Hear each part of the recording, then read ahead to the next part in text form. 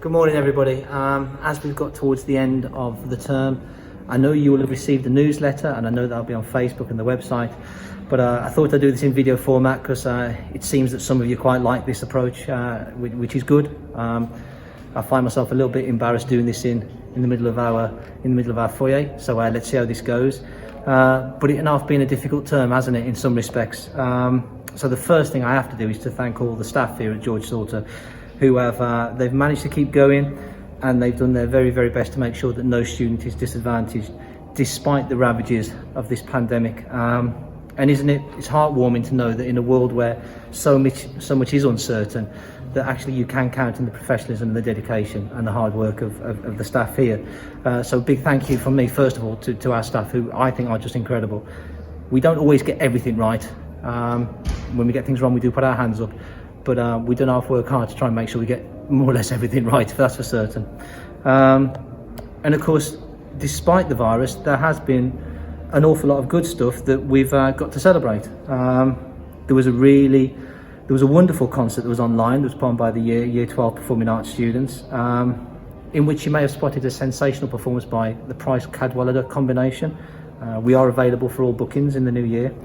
And we've done a lot of work on anti-bullying, cyberbullying, mental health, student leadership.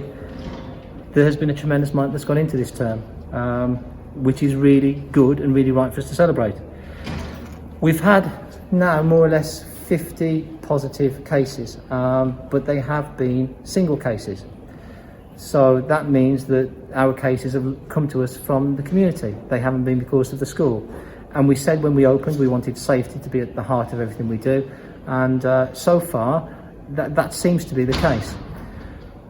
I really understand that every time we've had to close for a year group or send some students home to self-isolate, there is a huge impact there. There's a huge impact on learning, there's a huge impact for some of us in terms of how we access food and meals, well-being, be it physical, emotional, mental. We are doing our very, very best to keep improving our procedures to make sure that we contact all children. And I know that we've just recently started the live lessons, live tutor time, and live teaching in effect. And we're going to see more of that, I think, in January. And we've spent an awful lot of time as a staff looking at CPD, professional development, to make sure we get better at that. So that is coming, and it is improving, and we are getting there. We know that young people have missed an awful lot of lesson time before September and subsequently since September because of the self-isolations and partial closures. I think that situation possibly will be helped by the fact that self-isolation now is no longer going to be 2 weeks but will be 10 days. Can I please urge you, if somebody in your household shows signs of symptoms, you must self-isolate and you must book that test. We can't have children coming to school if they are displaying symptoms. It just cannot happen. So can I please ask you to follow that guidance? And also, post-lockdown, we are seeing infection rates increase somewhat. We're feeling that as an academy. So can I ask you please to follow the Tier 3 national guidance too? Please be very, very sensible. It is for the safety of us all. I understand that as parents you are really concerned about a child missing learning time. I am really pleased that the DfE recently announced changes to the examination system, so we know that there's going to be more generous grading.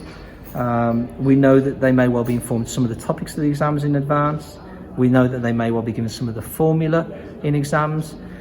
You may not like me saying it, but actually I am an educationist who thinks that exams are a really good way to judge the students and their success.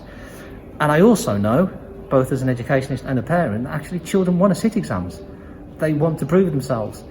And part of the problems that we will have from last year with last year's leavers in Year 11, Year 13, is the fact that they didn't get that chance. So I do welcome the fact that young people should be sitting exams, given all the other parameters or interventions that are possible too. So I welcome that news. And watch out for what will happen with the Year 11 and Year 13 exams. We are having another inset day on Friday the 18th of December. As parents and carers, you will have been told that.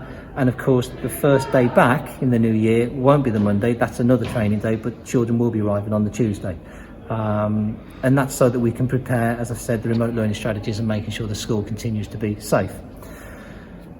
We are responsible for reporting to track and trace any positive case in the first 6 days after the end of term.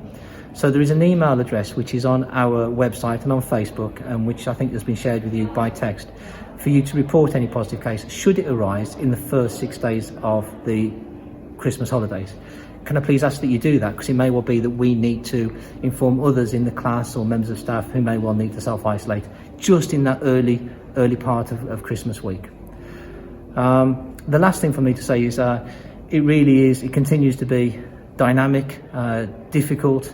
I seem to have grown a few more white hairs and seem to be shrinking in stature, but the burden of responsibility is there on all of us adults in the school, and we are doing our very, very best.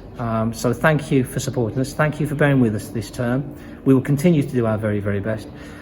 And I do wish, whatever the Christmas period means to you, I do wish that you have a calm, a peaceful, and if it can be, a joyous occasion with you and your loved ones over the next 2 weeks. So I will say, I do wish you a very Merry Christmas and a Happy New Year.